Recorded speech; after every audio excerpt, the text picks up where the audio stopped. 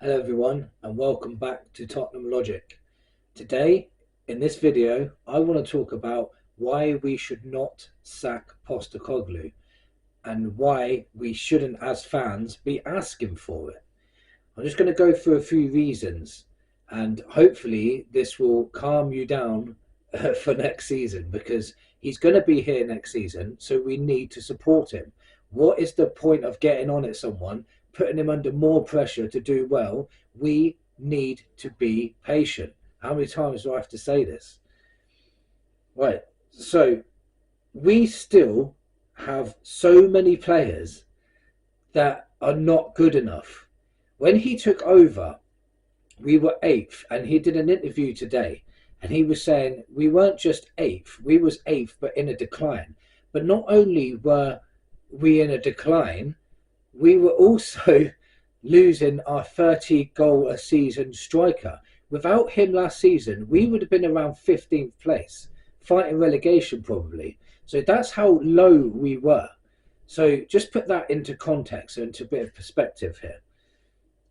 We've still got players like, I've wrote a list down here: Gil, Royale, Højbjerg, Skip, Sessegnon, Davis, Lo Celso, Solomon, Roden, Ndombele, Spence, Tanganga are all taking money from this club, and we can't get more people in until they're gone. He's had two windows. He's got rid of Dyer, Sanchez, Lloris, and obviously Kane, but he didn't want to get rid of Kane. So there's not a lot that's gone out. Most of the players have gone out on loan, so he hasn't had a chance to get rid of them yet. So technically, he can't replace them until they're gone. And like I said in the previous video, go and watch it if you haven't seen it, is a lot of the best managers in recent Premier League history struggled in their first season. Klopp finished 8th, Arteta finished 8th, Pep Guardiola finished 3rd. And if you remember, in that season when he finished 3rd, I think they had one win in 10 and they got battered by Everton 4-0. So they had a bad season, even Man City, and they had money bags as well when that happened. Money bags and Pep Guardiola, and they still struggled. So just put that in perspective as well. Even if you go far back and think about Alex Ferguson, he didn't do well in his first season. I think he finished 11th in his first season or something. So, but that he took them up from relegation to 11th. So, but you got to put in perspective, one season's not a lot if you've got a very, very bad squad. He even said the first 11 has not even been completed yet. So there's a lot of rebuilding to do, a lot. 60 points is what Klopp and Arteta finished on. I think 60 or 61 in their first seasons. We're on 60 points. So it's very similar. And if we beat Burnley and Sheffield United, not City, because I don't want Arsenal to the league, but if we beat Sheffield United and Burnley, we'll finish on 66 points, 6 points more than what Klopp and Arteta got in their first seasons. And now look what they did after a few seasons after that. We need to see what style of play looks like with more quality players. So this system can work. At the moment, a lot of teams are getting a lot of joy because they're letting our wide players get the ball and they're packing the midfield in. But if we got two quality wingers that attack and take on their man and cause lots of problems, they can't afford to do that, and then our system will start working better again. Once we get better quality midfielders that can hold on to the ball and stop giving it away every 5 minutes, like Højbjerg and Skip, etc., then again we'll hold on to the ball more and we won't be counter-attacked as much and we won't let in as many goals. I think our defenders are very good, but we still need backup for them. We haven't got a backup left back. We haven't got a backup right back. We've only got one backup centre back. We haven't even got a backup goalie. There's so much rebuild to do. It's unreal. So for all of you that think that, one season's enough, Postecoglou should have got us in the Champions League, he's not good enough, we need to sack him. What is wrong with you? Just listen. It takes a long time to build, especially how poor we were.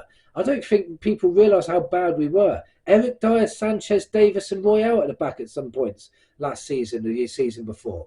That's a terrible defence. And an aging Lloris behind them as well.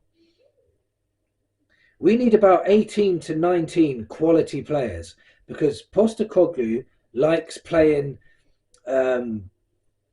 with lots of energy. So, and he wants that for 90 minutes. We haven't got that with this crop of players. So if we had 3 or 4 or 5 subs that can come on and be at the same level as the first 11, then we're more likely to gain more points, especially towards ends of matches. So that's another thing that will be tweaked with quality of better quality of players. Listen, the run of games we have has been poor. We've been playing very, very poor. But on a normal season, Newcastle away would be very difficult. Chelsea away, we always lose. Liverpool away, we always lose. Arsenal at home, we normally do well, but this is a different Arsenal. We just happen to have them all in a row. If these were split up throughout the season, it wouldn't have been such a big deal, but it is. And it's also shown us what level we're at, which is a good thing. Postecoglou can learn who's going to be the right player for the right time. And at the moment, even the first 11 needs a bit of tweaking. So there's so much we need to do. And this Postecoglou out thing is just ridiculous. He needs another full season, 2 more transfer windows. The summer's going to be a big one. He needs a big summer. If we can bring in 5 to 6 quality players, get 9 or 10 rubbish ones out, which we could do. It's not impossible, but because of the Euros, it's going to be a bit harder. But the rebuild is real, you know. It's I hate saying rebuild, but if we got a new manager in, let's say you got your wish, the manager has been sacked, right? A new one's got to come in, implement a new system, implement a new style. We're going to have another rebuild season. We're going to have another season where all the players are learning to adapt. Some of those, the better players we've got might not like this system. They might not play well in it. We'd have to do another massive rebuild and it'll just go round and round and round. Then we'll want to sack that manager because that manager's not getting results. I'm sorry, but we need better players and this system will work. Just be patient. I think, you know, give him time. Stop being ridiculous. No one ever. It's like a fashion now to get someone out the door. Stop it. We just need to wait and see with this manager and let him do what he's got to do. There's no point bringing in another one. Who's going to come anyway? We've tried Conte and Mourinho. Sorry for that rant, but. Let me know in the comments if you're Ange. Tell you what, if you're Ange in, like this video. Until then, come on you Spurs.